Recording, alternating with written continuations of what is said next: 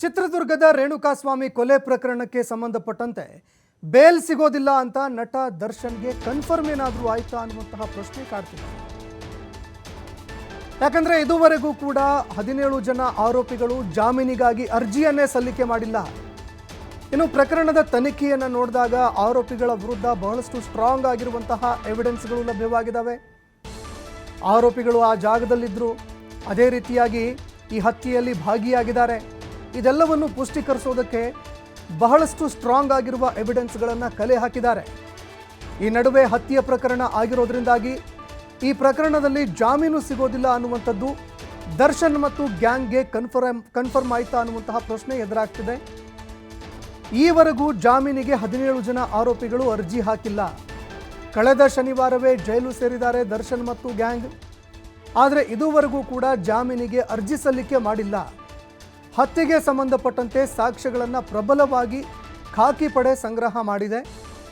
Charge sheet ಆಗದೆ ಜಾಮೀನು ಸಿಗೋದು ಡೌಟ್ ಅಂತ ವಕೀಲರು ಕೂಡ ಹೇಳಿದ್ದಾರೆ. ವಕೀಲರು ಕೂಡ ಚಾರ್ಜ್ ಶೀಟ್ ಆಗಬೇಕು, ಎಲ್ಲಿವರೆಗೆ ಆರೋಪ ಪಟ್ಟಿ ರೆಡಿ ಆಗೋದಿಲ್ಲ ಅಲ್ಲಿಯವರೆಗೆ ಜಾಮೀನು ಸಿಗೋದಿಲ್ಲ.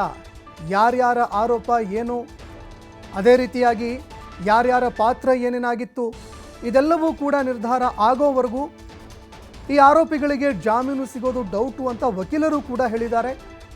ಇದೇ ಕಾರಣಕ್ಕಾಗಿ ಜಾಮೀನಿಗೆ 17 ಜನ ಆರೋಪಿಗಳು ಅರ್ಜಿ ಹಾಕಿಲ್ಲ ಅನ್ನುವಂತಹ ಮಾಹಿತಿ ಲಭ್ಯವಾಗ್ತಾ ಇದೆ. ಇನ್ನು ಅದೇ ರೀತಿಯಾಗಿ ದರ್ಶನ್ಗೂ ಕೂಡ ಜಾಮೀನು ಸಿಗೋದಿಲ್ಲ ಅನ್ನುವಂಥದ್ದು ಕನ್ಫರ್ಮ್ ಆಯ್ತಾ? ಯಾಕಂದರೆ ಪ್ರಕರಣಕ್ಕೆ ಸಂಬಂಧಪಟ್ಟಂತೆ ಬಹಳಷ್ಟು ತ್ವರಿತವಾಗಿ ಪೊಲೀಸ್ ಅಧಿಕಾರಿಗಳು ತನಿಖೆಯನ್ನು ಮುಗಿಸಿದ್ರು. ಅದೇ ರೀತಿಯಾಗಿ ಈ ಪ್ರಕರಣಕ್ಕೆ ಸಂಬಂಧಪಟ್ಟಂತೆ ಸಾಕ್ಷ್ಯಾಧಾರಗಳನ್ನು ತೀಕ್ಷ್ಣವಾಗಿ ಕಲೆ ಹಾಕಿದರು. ಅದರಲ್ಲೂ ಬಹಳಷ್ಟು ಸ್ಟ್ರಾಂಗ್ ಆಗಿರುವಂತಹ ಎವಿಡೆನ್ಸ್ಗಳನ್ನು ಕೂಡ ಈ ಪ್ರಕರಣದಲ್ಲಿ ಕಲೆ ಹಾಕಿದ್ರು. ಅದೇ ಕಾರಣಕ್ಕಾಗಿ ದರ್ಶನ್ಗೆ ಜಾಮೀನು ಸಿಗುವಂಥದ್ದು ಡೌಟಾ ಅನ್ನುವಂತಹ ಪ್ರಶ್ನೆ ಕೂಡ ಎದುರಾಗ್ತಾ ಇದೆ. ಇನ್ನು ಅದೇ ರೀತಿಯಾಗಿ ಜಾಮೀನು ಸಿಗೋದಿಲ್ಲ ಅನ್ನುವಂಥದ್ದು ಕೂಡ ಆರೋಪಿಗಳಿಗೆ ಮನವರಿಕೆ ಆಗಿದೆಯಾ?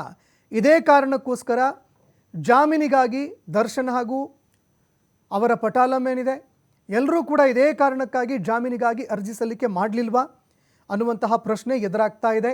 ಇನ್ನು ಅದೇ ರೀತಿಯಾಗಿ ವಕೀಲರು ಕೂಡ ಹೇಳಿದರು, ಈ ಪ್ರಕರಣ ನಾನ್ ಬೇಲೇಬಲ್ ಅಫೆನ್ಸ್ಗಳ ಅಡಿಯಲ್ಲಿ ಸೆಕ್ಷನ್ಗಳ ಅಡಿಯಲ್ಲಿ ದಾಖಲಾಗಿದೆ, ಬಹಳಷ್ಟು ಗಂಭೀರ ಆರೋಪ ಕೊಲೆ ಪ್ರಕರಣ, ಹೀಗಾಗಿ ಜಾಮೀನು ಸಿಗುವಂಥದ್ದು ಡೌಟು ಅನ್ನುವಂತಹ ಮಾತುಗಳನ್ನು ಹೇಳ್ತಾ ಇದ್ದರು.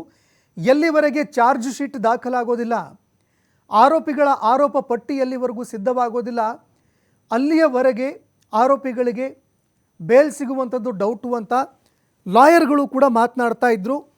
ಇದೇ ಕಾರಣಕ್ಕಾಗಿ ಸುಮ್ಮನೆ ಜಾಮೀನು ಅರ್ಜಿ ಹಾಕಿ ಮುಖಭಂಗ ಎದುರಿಸೋದು ಯಾಕೆ ಅಂತ ದರ್ಶನ್ ಮತ್ತು ಅವರ ಗ್ಯಾಂಗ್ ಸುಮ್ಮನಾಯ್ತಾ ಅನ್ನುವಂತಹ ಪ್ರಶ್ನೆ ಕೂಡ ಎದುರಾಗ್ತಾ ಇರುವಂಥದ್ದು. ಇನ್ನು ಇದೇ ಕಾರಣಕ್ಕೆ ಜಾಮೀನಿಗಾಗಿ ಅರ್ಜಿ ಸಲ್ಲಿಕೆ ಮಾಡಿಲ್ಲ ಅನ್ನುವಂತಹ ಮಾತುಗಳು ಕೂಡ ಇದೀಗ ಕೇಳಿಬರ್ತಾ ಇದೆ.